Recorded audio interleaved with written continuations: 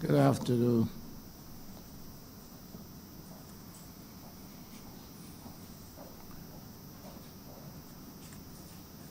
Thank you for coming and attending upon these hearings, Ms. Sue. Trust that it is not entirely inconvenient for you to be here. And we recognize Mr. Sue is accompanying you as your legal counsel. Again, we would at this time, since you're resuming your testimony before the hearing, have you have the oath administered. Yes, sir. Ms. Sue? Ms. Sue? Yes, ma'am. Please raise the Bible with your right hand and read the oath, please.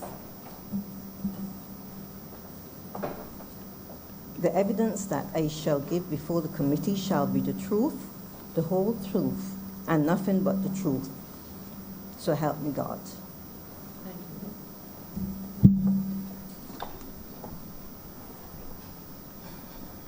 All right, Ms. Sue, just to sort of bring us up to speed as to where we were when we left off, just to recap so all of us could be perhaps on the same page. And if I do suggest anything which you are at odds with or you do not agree with, please do indicate. But you had indicated to the committee that you were financial controller 2015 through 2018. Yes, sir. You I was financial controller from 2005. I started at Transport. Yeah, but during the period, you were the financial controller, 2015, Yes, Mr. 2018 period under review specifically. You were employed indeed since 2005, April. Yes, Yeah. sir. And you did act as general manager for a brief period from July 2018 to 2019, but you were not acting as general manager in the period of the audit. That's correct, Mr. The Chairman. general manager had left prior to your having temporarily, obviously, assumed that position. Correct, Mr. Chair. In your function as financial controller, you manage the finance department, the accounting, payroll, stores, purchasing, statistics. There was one other. You had said 5. I seem to have only had 4 recorded in my notes. You have just Statistics, purchasing, stores, payroll, and 1 second, Chair. And accounts, you have accounts, revenue. revenue. Okay. Perhaps the most obvious one. Stores would have been removed from your purview in July 2015. That's correct, Mr. Chairman. And you had advanced the view that possibly it was because the accountant was the husband of the person in charge of stores. Okay. Possibly, yeah. You did indicate you had evidence of, no, you did,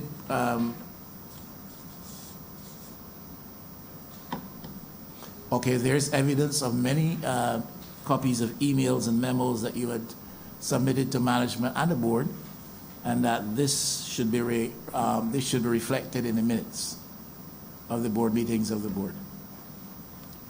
You had occasion to submit emails and memos with reference to some concerns, etc., recommendations which you had.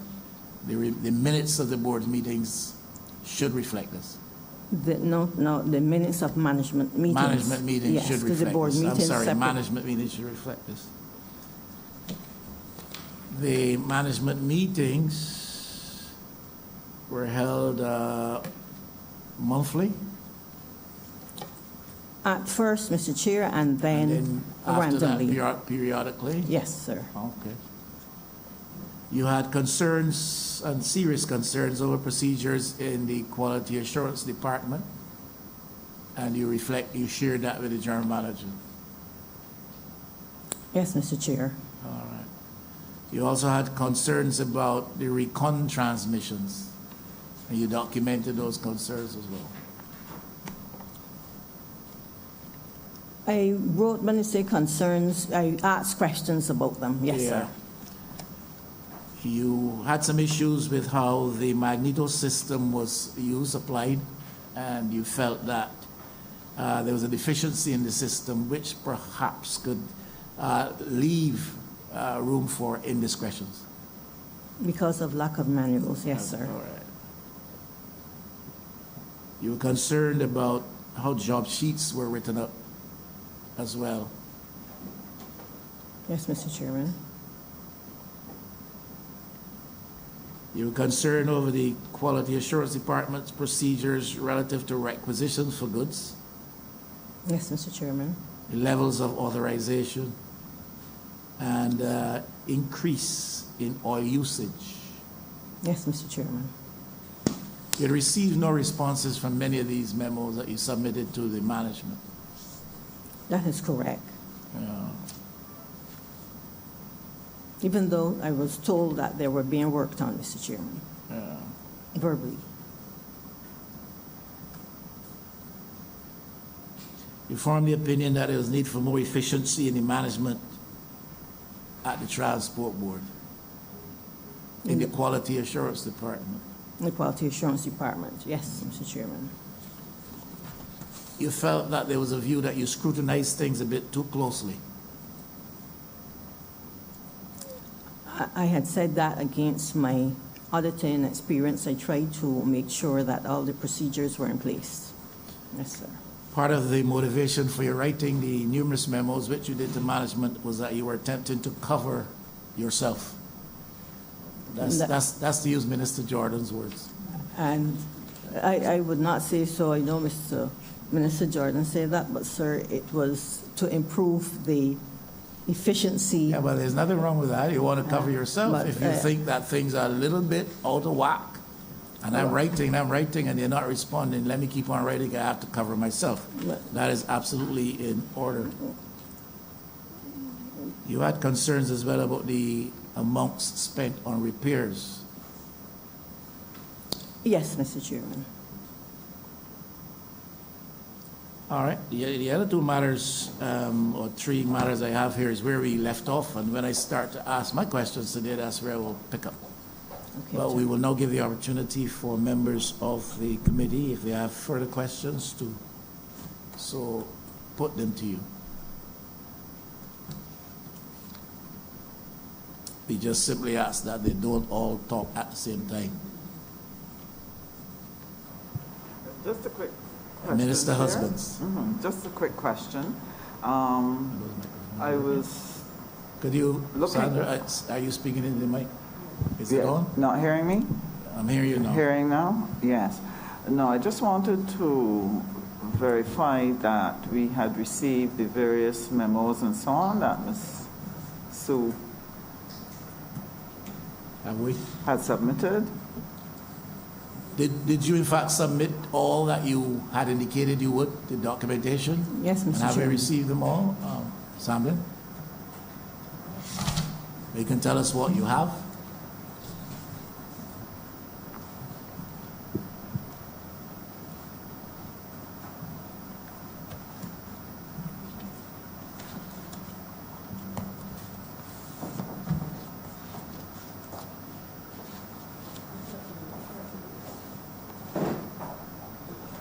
Consider where Sabaton is.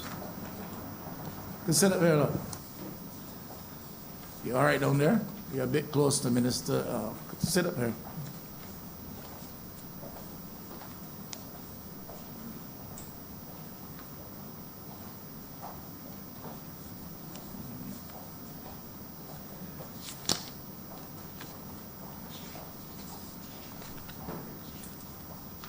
Do you have a listing of what you submitted, Ms. Sue? Yes, Mr. Chairman. Could you just go through it for it, Ms. Hamlin? Could you check? We have all, okay, Deputy Clerk is checking.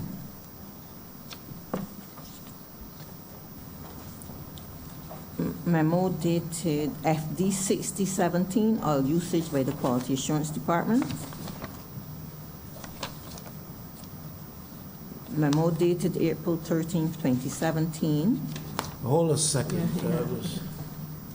help you? Yes, please. Yeah, could you start again? Memo dated July 13th, 2017, all usage by the Quality Assurance Department. I don't have that. We have that. FD 60. Hold a second, we don't have that.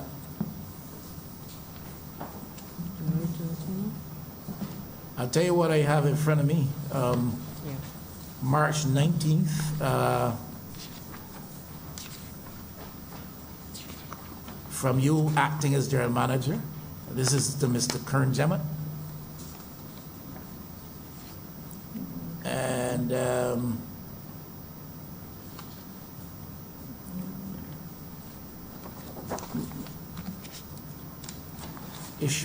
issued a document issued the 29th of May 2019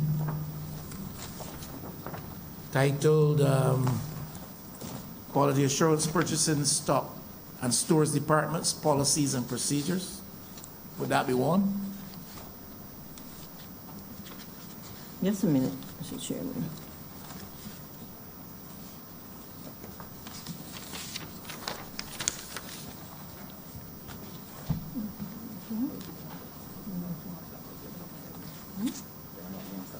Sure, these are the right ones. Yeah, they're covered. Yeah, but you sure these are the right ones?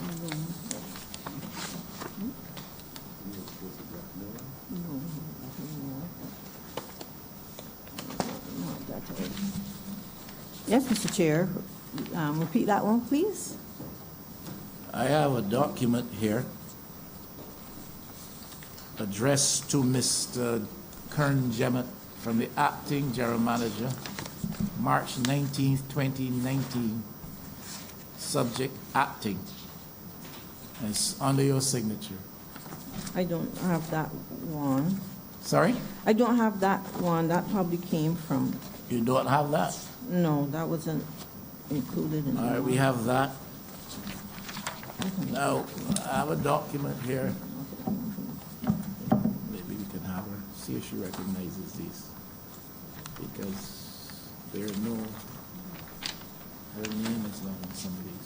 Could you see if you identify, recognize these documents? Your name is not on some of them.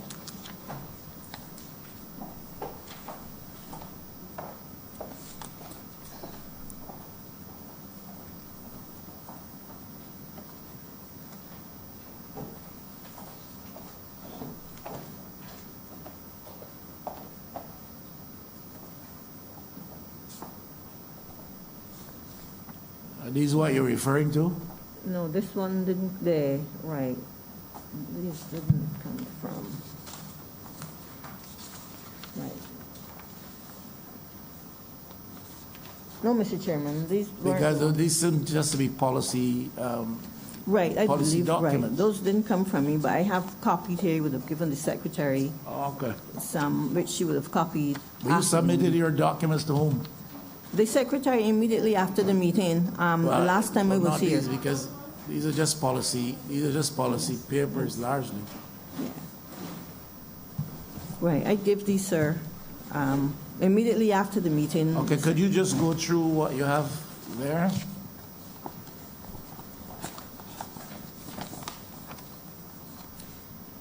Memo dated April 29, 2015. Oh, this way, okay. I'm sorry to put you through all of that. Could you briefly relate to us Yeah. what it says? Yeah, that one relates to was to the quality assurance manager and officer, and it was the examination of job sheets from service So this providers. is the one about the job sheets concern? Yes, sir, and Go- entering of information into Go ahead, magnitude. next one. Can I, okay. February 28, Eighth? 2017. February Qual- 28th.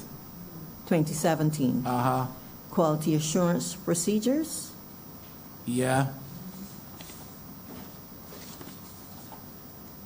April 4th, That is to Mr., quality assurance Codrington. manager. Yes, sir. it just outlines the procedures.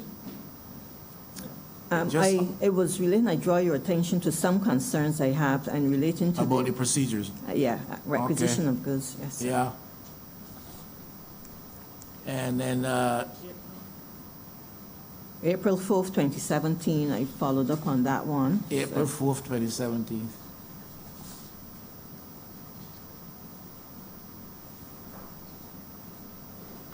Then I also That's about storage?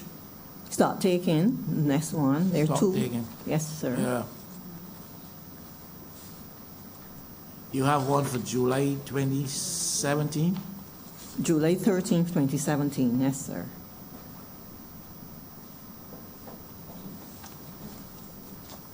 And that is to Mr. Codrington again? Yes, Mr. Chairman. Okay.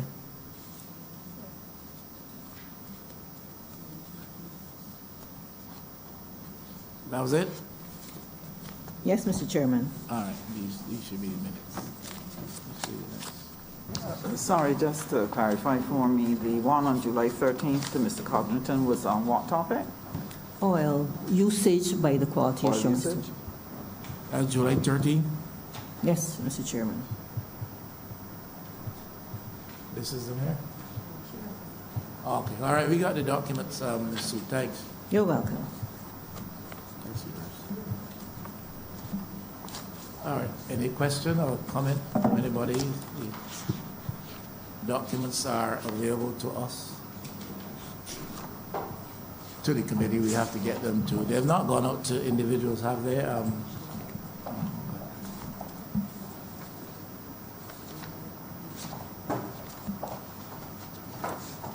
Would any members of the committee, in the absence of you having the actual document, would you want to have them read?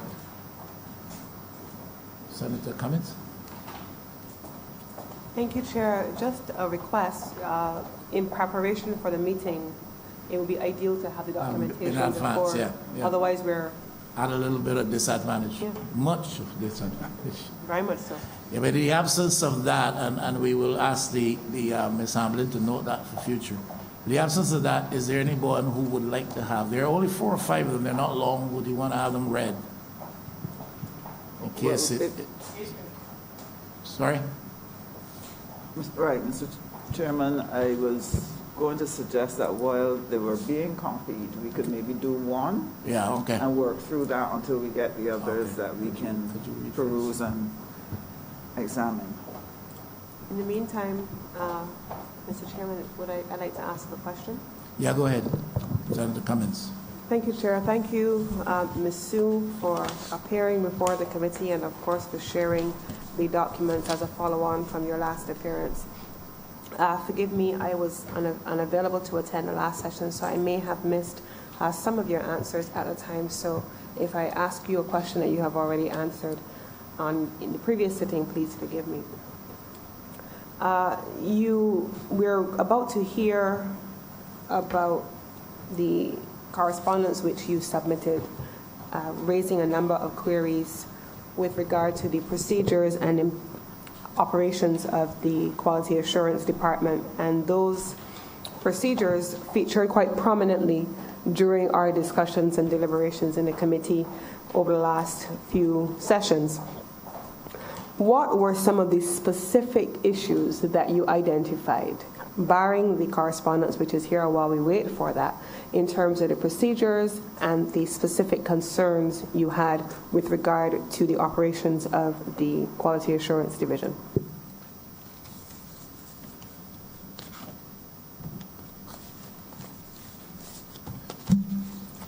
The specific concerns, Senator, were primarily the procedures.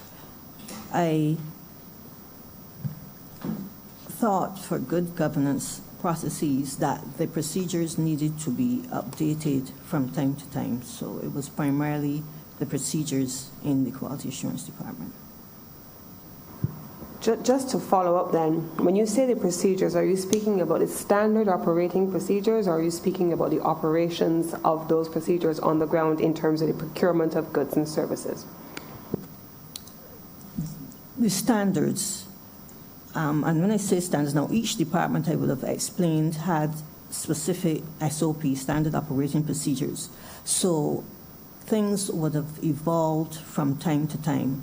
So like, for example, when you have buses with, say, electric engines, for example, it wasn't at that time, but give an example, the procedures should be updated from manual, mechanical to electronic. So things like that, not staying with the old. So I want to take you through a series of procedures that the committee raised, which we found problematic, and I would love to hear your response. The committee was challenged, Mrs. Sue, by the double payment of invoices to one company who was repairing transmissions. What would have been the procedures that were in effect there as SOPs, and were there any specific concerns raised by you at the time about the payment of invoices?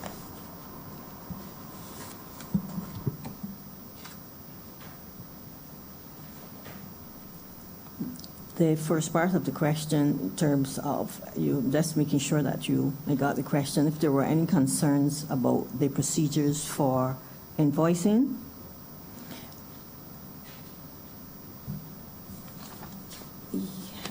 Just 1 second.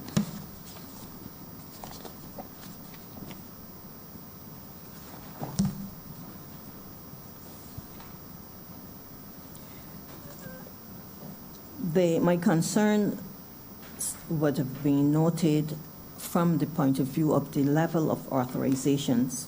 So, for example, I would have indicated, now we have a system that when a purchase order had to be authorized by specific persons, and then after the goods have been obtained, when they're received into the system. So I would have noted that, and also I had raised a concern when, in terms of your specific questions of double invoicing, when invoices or buses came back from service providers, I had recommended that they should be properly documented and there should be a system. I even said that you can have a board when a bus comes back, you know what bus came back in, and if it was repaired and noted like that. And I'm not sure that those procedures were in place. What was the procedure, Mrs. Sue, for the payment of invoices once received? Was there a requirement for the submission of an invoice, along with validation by the quality assurance work that the work was done, and then thereafter a process internal to the finance department that was followed? Could you walk us through those procedures, please? Yes, ma'am. From my understanding, invoices were received directly by the quality assurance department, who responsibility was to sign off on those invoices, having checked the buses, because the work should have been logged in quality assurance that the bus say went for transmission. So the invoices would have been received and go directly to quality assurance. They would have been checked by the management and signed off for the work that had been done and sent then to the finance department. On reaching the finance department, they are entered into APAC.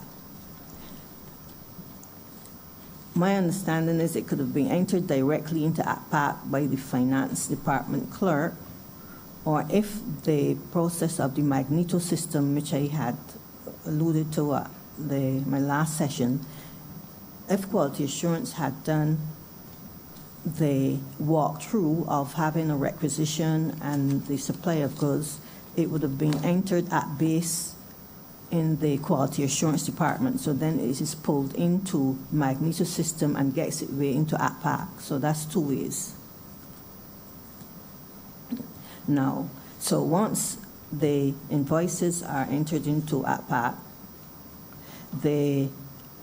when it's time for a check to be prepared, the clerk in the accounts payable section, or the accountant, they go to APAC, the accounts payable ledger, to confirm that invoices, what is outstanding for that particular service provider or person.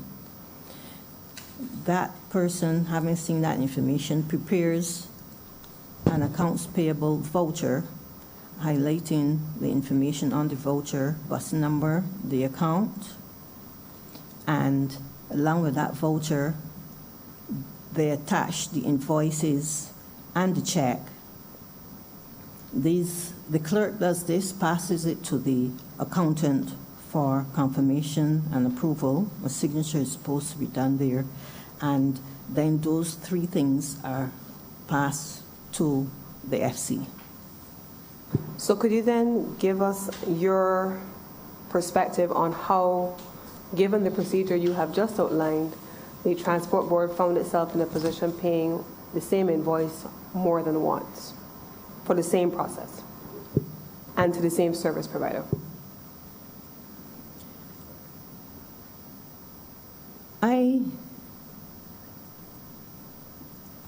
From my understanding is that they would have been entered, the second invoice, for example, came sometime after. So I don't remember exactly, but one probably came in July and the next came in September, for example. The Quality Assurance Management would have submitted both of those, and the clerk in Accounts Payable would have entered the second one. It is possible, perhaps, that the first one might have been paid, because we would have been paying the service provider incrementally in batches. So when that first one came in, it might have been removed from the system. So that's my understanding, that they would have been submitted into finance by the Quality Assurance Management. So on the basis of your assessment, would you then say that the procedures that needed to be reviewed and that were of concern were not just in the Quality Assurance Department, but also in the Finance Department, because neither department caught these challenges using your own procedures?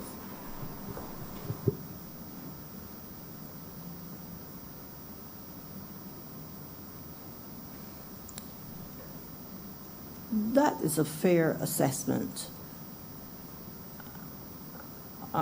That's a fair assessment, Senator. The procedures were there. However, my opinion is that also the persons going through APAT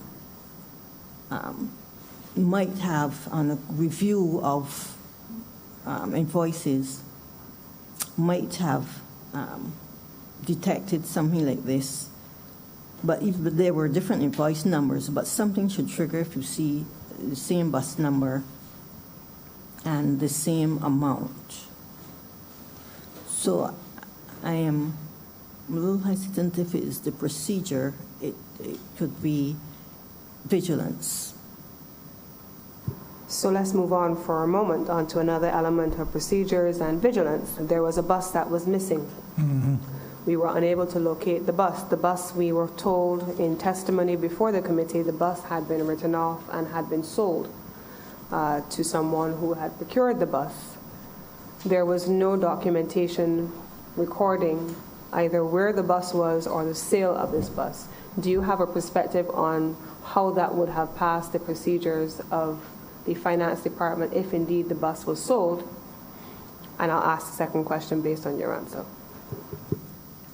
The procedures should have been followed by their standard procedures for disposals of buses, and those procedures were not followed. So you're saying they were not followed from the Quality Assurance Department, who would send the documentation to the Finance Department, where we write to have the buses boarded first before it's done. So those procedures were not followed. So is it your testimony to the committee that you are aware that the bus was sold? Do you confirm that the bus was indeed sold? Can you confirm that? I was not aware that the bus was sold, no. So you're therefore not aware of any funds having been received by the Transport Board for the sale of a bus which was purported to be missing in the report of the Auditor General? Only subsequently, ma'am, and I was aware subsequently of the funds being received because it was a significant amount, so only after it was insignificant amount, and the funds that would have been received would have been placed in a miscellaneous revenue account So therefore, I would have not picked it up because it was insignificant. So the finance department was not aware of the sale of the bus and did not register the receipt of revenue until after the fact. What would be your recommendation on the management of the procedures for writing off government property under those conditions? There are set procedures in place that the buses have to be boarded and they have to be written up once that is received, and it goes through the process by being removed from the books in accordance with accounting procedures. So again, Mrs. Sue, to go back to my earlier query, would you then say that the procedures that were not followed and that were challenging in the Barbados Transport Board included both the Quality Assurance Department and the Finance Department? Because in this instance also, neither department detected the absence of procedures being followed. Would that be your assessment as well? Yes, ma'am. All right, thank you, Senator Cummings. Ms. Sue, we're talking about bus BM 506, just to be sure. Is this a bus we're talking about, BM 506? Yes, Mr. Chairman. All right. You said it was an insignificant amount, so it would not have been necessarily picked up and easily, quite apart from the procedures not being followed. That insignificant amount would have been what? $300. $300. Okay, 300. Oh.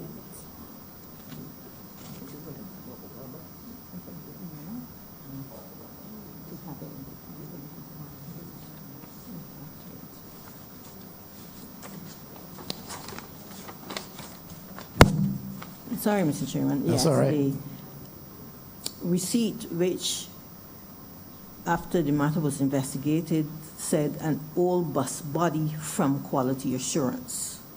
So it didn't even say a bus was sold. An old bus body. Yes, sir.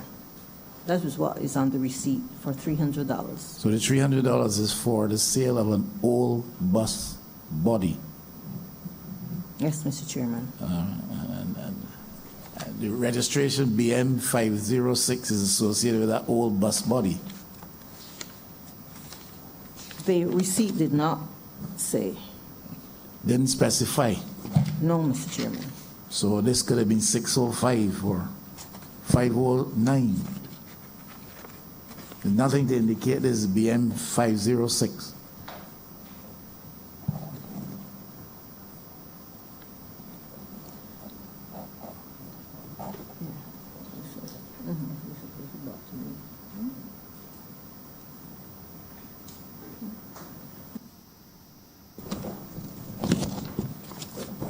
So when I was investigating the matter, Mr. Chair, a letter came to me, correspondence dated 4th of April 2019, and this is the time I was acting general manager, requesting a letter of transfer, and it was onto that letter that this receipt was attached. So in part, the letter which I would copy said, "Dear Madam, on 27 February 2018, I purchased an old bus body, formerly BM 506. And this is the relation to 506. That came to you when you were acting as general manager? Yes, And sir. it came from, said Mr. Catlin. Catlin, his name? Yes, sir. Catwell. Catwell. Calvin Catwell.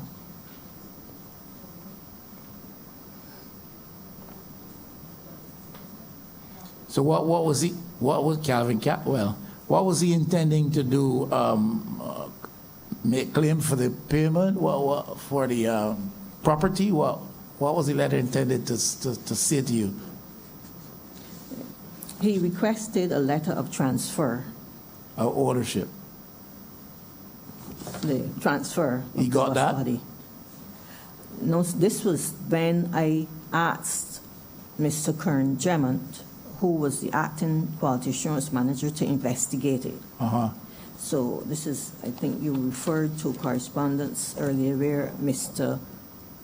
Jamont investigated, and he responded to me on May 14th, 2019. So pursuant to Mr. Catwell's letter, you asked Mr. Jamont to investigate, is what you're saying? Yes, sir, because Uh-huh. I was not aware, yes. Okay, and the outcome from that?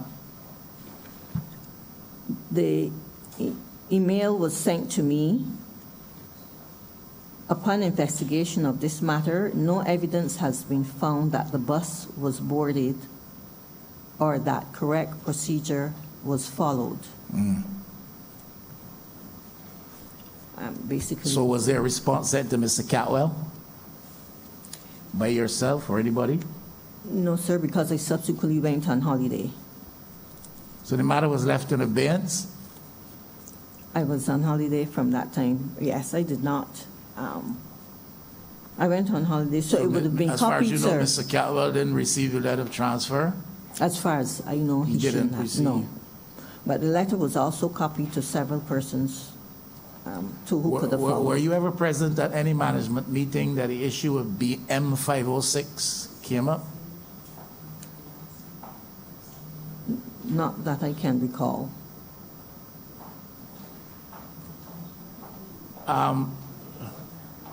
Are you aware of, privy to, any other possible explanation given as to what befell BM 506, apart from the issue relating to Mr. Catwell? Was it ever put to you? Or was it ever put to a meeting? Or was it ever put in your presence that apart from the possibility the old retired bus was sold, this in fact is the explanation for it being missing? No, sir. It wasn't. So, I don't so, recall. so the fate of BM 506 remains a mystery to you? Yes, sir.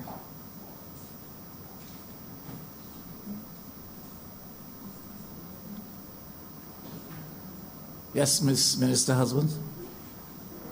I just wanted to query something in what you just shared with the chairman.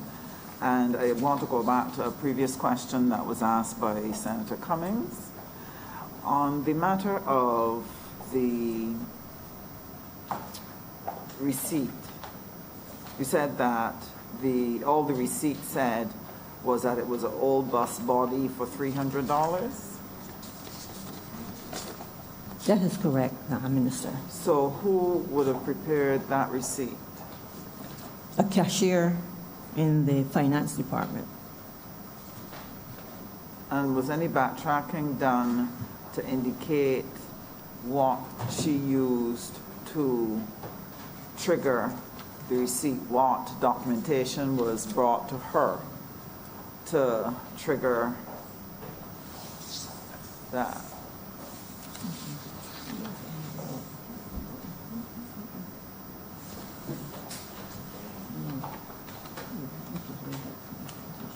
Did someone give her a document approving of this? I don't know, Minister. And no investigations were done subsequently on As I that? indicated, I went overseas, so I had applied for vacation, so I was going to start the investigations, but no, because I went on holiday subsequently.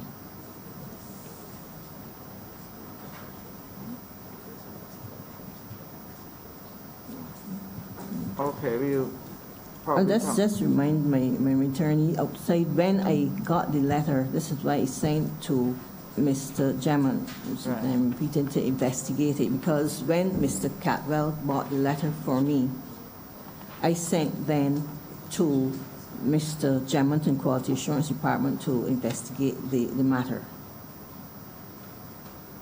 You understand? Okay, and he said that he had not seen any evidence of boarding and no evidence of a sale? That's correct. So the $300 I referred to was was attached to the correspondence which I received from Mr. Catwell. The receipt for the $300 was attached to that Yes, correspondence? Yes. This says, I refer to a purchase, a bid, kindly see So- attached receipt number, which I made a payment to the Revenue Department. So this how that $300 was drawn to my attention. So therefore, we would need to see from the records kept of what the cashier did, what was the documentation presented to her that allowed her to generate that receipt of $300. I don't have any knowledge of that documentation presented to her. I didn't get to investigate Get that. that? No. Okay. Going back to the question that was asked by Senator Cummings, I just wanted to clarify something. You had said that you seem to have two procedures for handling invoicing. That there was one that went straight through the APAC system, and then there was another one. Magneto system. So everything went through the Magneto system. It was supposed to. The Magneto system was an interdepartmental system, as I said, web-based. So quality assurance would have the information would have originated with quality assurance, indicating that the bus went for repairs. So that would have been the Magneto system. This is what is done. It would have come through, and accounts pull that into APAC. Okay, so help me to understand. With the Magneto system, quality assurance would enter the data, Yes, ma'am. and then the accounts officer would pull that information from that system and prepare the check accordingly. Pull the information into APAC, yes. So it gets into the accounts payable aspect of APAC. Yes. So my understanding is, based on what you'd said last time, that the Magneto system did not allow for double invoicing, that it had a built-in mechanism that would alert that there was something wrong with this particular invoice. That was my understanding. No, I No, it think doesn't so. do Right, that? because I stress, no, Minister, because there were refresh no, my memory. right, because there were no manuals, I kept saying, I could not give an account of the Magneto system. Persons learned it by rote. The officer came in who wrote the system, and he spoke to the clerk, so the clerks in Quality Assurance Department, they put the information in. So I don't know. Sorry, so you're saying then that the Magneto system allowed for double invoicing, that it would not pick up if double invoicing had taken I'm place? saying I don't know, Minister. So I'm not saying that it would pick up, I would not pick up. I'm not qualified to speak to it. Okay. With the issue of the double invoicing,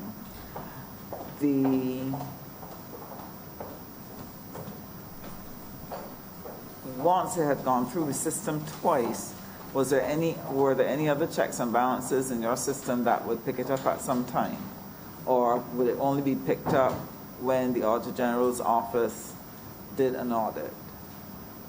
Was there any other check in your system? After this was highlighted, by which time an internal auditor had been employed, he was tasked with the responsibility of running through the system to ensure that the correct steps and procedures were taken so as to avoid something like this happening again. So you're saying then that beyond auditor who went through to make sure it didn't happen again, you did not have anything else in your system that would have alerted that this had occurred? That this, in other words, how was this picked up then? How was that double invoice picked up? Was it only picked up in the special audit, only picked up when your internal auditor highlighted it? How was it picked up?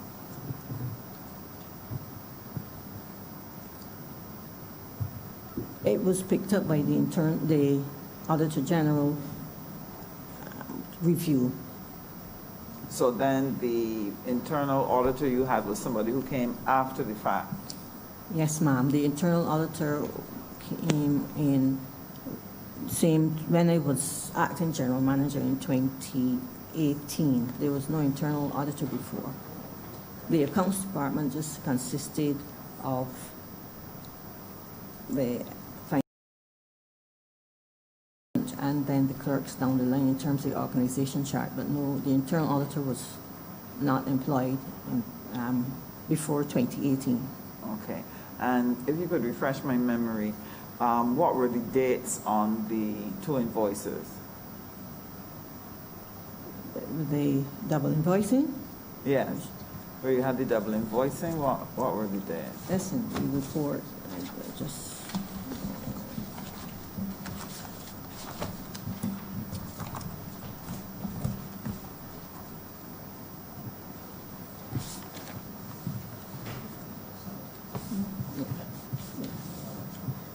the invoice dates for the 4 invoices were September 23rd, 2014, September 23rd? 2014, Mm-hmm. May 13th, 2014, Mm-hmm. August 11th, 2014, and May 4th, 2016.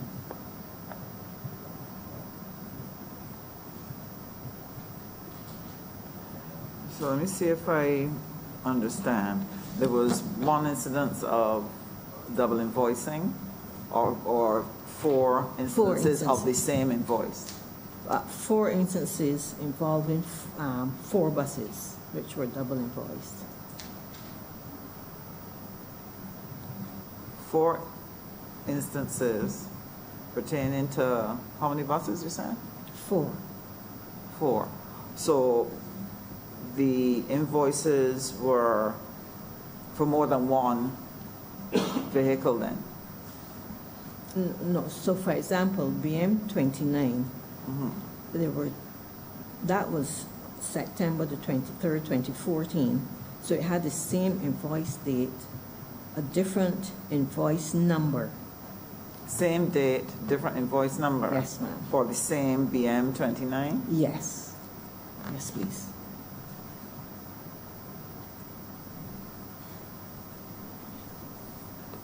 And who would be the person then who would have signed off on those? Because if you had 2 invoices for the same date, and that date reflected when the invoice was written,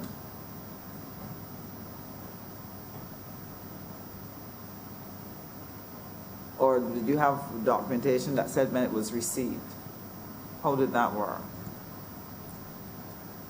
I don't have the invoices with me, but the invoices were being signed off by either the quality assurance manager or the quality assurance officer or both. And they would have been presented for the same time? That's not my understanding. I think they were presented subsequent to each other. So I'm trying to get an understanding of the space between, the time lapse between the presentation of the double invoice.